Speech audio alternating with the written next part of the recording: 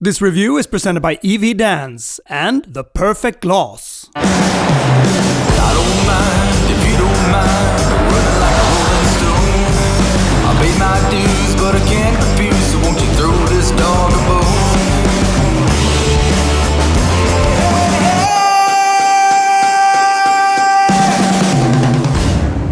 Making a statement buying a car these days, well, there's some models to choose between. 46 years ago in Graz, Germany, the G-Wagon, the Geländewagen, or the G-Class was born. And today this is a model that makes one of the strongest statements when you want to go in and buy something that is expensive, looks different, and just is a very strong icon. From diesel engines, petrol engines, big V8 engines that rumble a lot.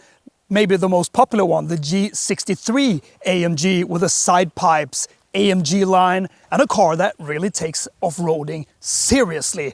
This one, well, it can do so much. And all that strong rumble, this big, boxy, iconic shape, sitting high, looking down at everyone else, and knowing that it is expensive, that is a cool factor. But now it has gone fully electric. This is the G580, and I'm wondering, isn't this a little more cool than the V8 version? And here we roll in comfort. Starting off, I've been driving this for a couple of days now, and when you drive over some uneven road, some smaller bumps like here, it is a little jumpy, it is a little bumpy, it is a little uncomfortable in that way. It doesn't run over these bumps like a smooth 7 Series or a S-Class or something like that. But that is something that you just buy into in this car. This should be a little rough in the edges, a little rough in its setup. You're sitting high and, you know, you should lean from side to side a little. That's the charming thing about it. And the low center of gravity becomes a lot better, so you don't need to worry that much. It might feel sometimes like you're gonna tip over. When you get in quickly to a corner, then it might lean a little and you push it a bit harder. It can be a little scary in the beginning, but it isn't. It's rather planted, but you can't go too quick into any corner because, well, 3,100 kilos, that just isn't possible. But what I like about it is when you get up to speed, because it gets up to speed really quick, you don't really feel it. And when you need to brake, the brakes are really strong. Just been pushing them for a couple of times and it doesn't feel like they get a bit more spongy or that they get overheated in any way. And a very good thing about the brakes as well is that they give you very good feedback. No regenerative sponginess at all. It's just a very direct response in them. And you can gradually put on the power. And you feel exactly how it dives and how much you want it to dive to divert this big weight of it. So the control is not that bad in this one, I think. And what's also charming, as usual in these G-Wagons, is that the steering is a bit slow. So it's not sporty. It takes some time, but that is also something that you get used to. But I don't think it's bad at all. I think it's just fun. You want it to be like this. If it would be too sharp in its steering, then some of its character would disappear. This is the way you want it. It should be comfortable, it should be spongy, it should be a sort of delay in everything. And this initial torque, 1164 Newton meters of torque, I mean, that is heavy torque figures. 587 horsepower, well, that makes a quick car. And the regen is really good. You can set it in 4 different steps, so nothing, and it just rolls on. Normal is rather nice. Then you have powerful, and then you have very powerful or max regen. It doesn't come to a complete stop, but yet it's powerful enough. Now I put it into dynamic, roars a little more, a little better response in the throttle, stiffens up a little more, but nothing that is that noticeable. And I think the sound is not spot on, but rather close to the V8 sound in this one. So you still got that present feeling. The Perfect Gloss Omnia shampoo is perfect to use in a foam cannon. Foam up your car, rinse it thoroughly, and you got the Perfect Gloss. It looks just the same. You can almost see that it is an electric car, and that is once again very cool, and they just kept the design intact and everything inside to the outside. There's nothing that you can really feel like this is an electric car coming. Even some of the noise that it brings, the G roar, which has a speaker under the bonnet that gives you this V8 rumble. I mean, everything is here. Another cool level is this. They keep the hinges and that sound when you close the door. They are tough sometimes, you know, when the kids jump in, well, they don't know that they need to push it. It weighs a little, and that's the cool thing about it. Everything weighs a little more in this. It's a big battery pack, 124 kilowatt hours. Usable is 116 kilowatt hours, and it's strong. It's got over 1100 newton meters of torque and 587 horsepower. 0 to 100 in 4.7 seconds. Top speed of 180. You don't push on that much, but it is quick. Independent front suspension, a solid rear axle, so it does what it needs to do off-road. Always be on top there. And yeah, you can talk about the weight. Of course, it weighs a lot, but you know what? In the terrain, that becomes really, really good. It gets good traction, and this one can also go a bit deeper in water compared to the other fossil-driven engines. And not just that, it's got quad electric engines, so it's an engine on all wheels. So what you can do, which is fun, is G-turn. Well, that has become very popular. People want to do that because it's a bit of a show-off. I think you look a bit ridiculous when you want to show off, but sometimes in the terrain or when you're off-road, that can be handy because you can turn around where there is no grip, and you might find a bit better grip in some other angle. So you just hold one paddle, push the accelerator, and the wheels, they turn opposite direction on each side. And you also got G steering. One of the rear tires when you want to get around a rock or a tree or where it's very narrow when you're off-road. Well, that wheel, it locks up a bit and can also turn backwards. So the car can turn around a lot more effective. So all of these things is very impressive. And it's also very impressive having that much torque and going off-road in a quiet manner. This is cool. And then we pushed the G-turn. Want you to hold this one and just throttle away. And yeah, it spins you around. And what about the G-steer? Well, that makes one of the rear wheels lock up a bit more so you can get around. So it's almost like a drift mode, so you can get around tight corners a bit quicker. Like this. Oh, very, very effective. Turn in really, really quick. I think that is something that is really, really useful when driving off-road. You know that you're carrying weight, so you need to know where to brake in time. And it's not a sports car, even though this power, yeah, it pulls you away. And you can see the traction control, how it flickers when throttling. These quad motors, they do their job independently, working to get the best grip. Traction control off. And let's see, 0 to 100 kilometers an hour in 4.7 seconds.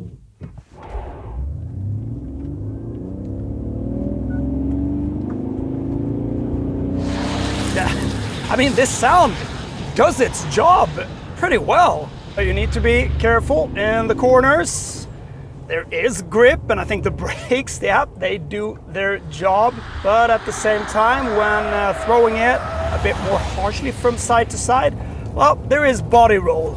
There is body roll, but it's rather controlled. You just need to know your car. The underbody protection is really, really good, so you don't need to be worried about driving off-road or scraping or driving onto stones and stuff, because it's got composite layer and aluminium layer. So it's really, really strong. The seats when driving around is just really good as well. They feel sporty. You sit really, really tucked into them, so you don't fall out of place. And I think that is very smart in a car like this. You need these side bolsters to keep you in place, because otherwise, well, you would be thrown from side to side when you drive a little quicker, but also when you drive off-road, when it becomes really, really rocky. And you have this handlebar here as well. EVDANCE is your #1 go-to online store for EV chargers. 20% discount when using the code EVD whatcar. Check out the links in the video description. Big battery, and you might think that, well, it's got good range, right? The range is 468 kilometers combined. That's what it's claimed to do, but you won't reach that. And munching on the motorway, well, it's not that slippery. They worked some with the aerodynamics, but still, you know, look at the front window. It's just straight up like a wall. Why change anything just because it's electric? This is not an efficient electric car. It's not supposed to be. But when driving around, it's got really, really good regen. What this should do is to keep its iconic status and also make that statement that this is still a car that is very special. It's called G580. You can just see it by the EQ here that it is electric. It's not EQS, EQG or anything like that. And I just like that. Getting back to the names. Many car manufacturers has tried some different names, but they're getting back. Big strong grille. I like the headlights, that LED ring all around it. A small blue line here that runs across to show you that it's an electric one. There's 2 trim levels, standard, and then there is the AMG. You get these 20-inch rims instead of 18-inch rims. AMG steering wheel, and also this stepping plate. This stepping plate is a bit difficult. I don't really know why it's there, because when you climb up on it, it's like you need to bend a bit more. So it's a bit tricky of how you need to get into this car, depending on how tall you are, of course. But that's pretty cool. It's like a military car. It shouldn't be comfortable. It shouldn't be easy in any way. Even though it's not difficult, it's just a little struggle, which makes it a bit more charming.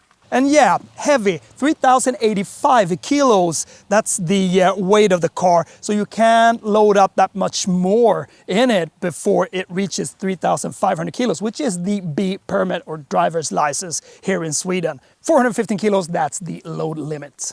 There's no frunk. You can put some washer fluid in there. So not being able to put the charging cables in the frunk, well, at the back there is no spare wheel. There's a box instead, which looks like a spare wheel. And in there you can put some stuff and also your charging cables. That's pretty nice. And the boot capacity is 620 liters. At a home wall box you can charge 11 kilowatts, and at a fast charging station it can take 200 kilowatts. So 32 minutes from 10 to 80% charge. Just love the clicks when you open and close the doors. Marvelous. Start it up.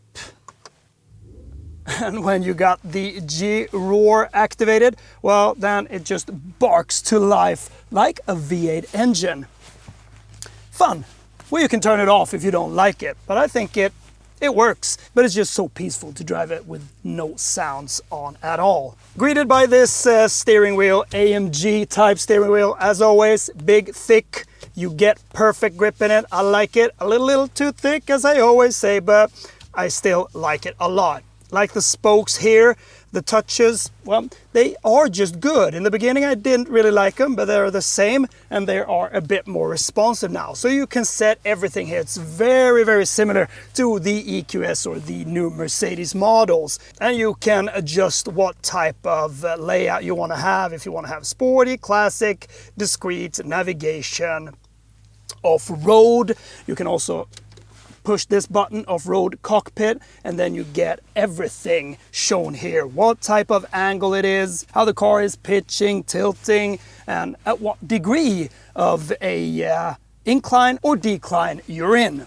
So very helpful. Also that camera that shows you all around the car when you drive off-road. So yeah, for the real off-road nerd, that is just perfect. But for everyone that wants to go off-road and feel a bit more safe. This one is the Edition 1, very nice grip here, big and strong. And you sit and hold in this one as a passenger when it starts to become a bit rocky.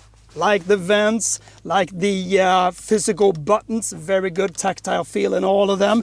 A lot of physical buttons here. You get quickly into the menu of turning all the safety systems off. You got massage in the seats, and that's also something fun. Well, you know, I talk rather quick sometimes and can feel a bit too energetic. The thing of this car is that it listens to the driver, and once I was speaking with my friend when I got up to tempo, it said maybe you need to put on the relaxation mode. well, the massage starts and it becomes a little warm. So all these programs are there to cool you down a little. Of course, you can change the lighting in here for the ambience. Really like the Alcantara in the roof, the straight up window. You see so well out, and you see these two indicators. And that is very good when you have an off-roader. The paddles here are for the regen. So you got 4 different steps of regen. I really like that one. The strongest is really, really strong. Buttons are from the a bit older era in Mercedes cars, but these are just splendid. Really nice feel to them, and also the feel when changing the different positions of the seat. These are great. And the quality feel in everything in here is just robust. A little plastic, this one here, but still looks very nice. You got carbon fiber inlays here, induction charger. You got 2 cup holders which you can heat up or cool down, depending on what type of drink you got. Nice blue stitching all around in here. The seats are really, really nice, and you got the sunroof here. Put that away. Burmeister sound system, that is extra, of course. Cost a little, but they sound so good. Everything is just here at your disposal, very close to you. You can push this screen, then you got this little trackpad here. This one works really good. It feels a little haptic and it gives a response, but it's very, very quick. There's no delay whatsoever, and I just think it works so good. Volume knob, dynamic button, which gives you the different drive modes. You got individual, sport, comfort, trail, and rock. There is no echo or something like that. And from what they said is, well, that is not needed. Just go into comfort. I just like that when you keep the drive modes, you know, a bit more collected. Not that many. Comfort, sport, that's good. But of course, a lot more when it comes to the off-road modes. That's good.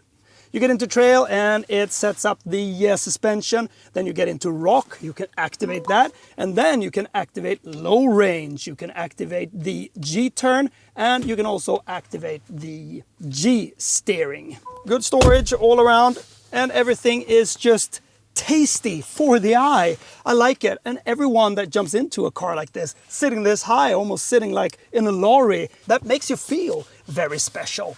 A little shield on top here, so the sun doesn't shine straight onto this big nice screen, but it feels fresh, it feels modern, it feels futuristic, but still feels like the icon that it is.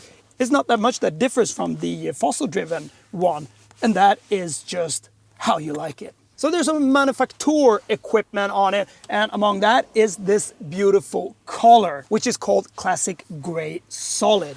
Like it on this one. So talking about expensive, yeah, it is rather expensive. This one starts at 1,725,000 Swedish crowns.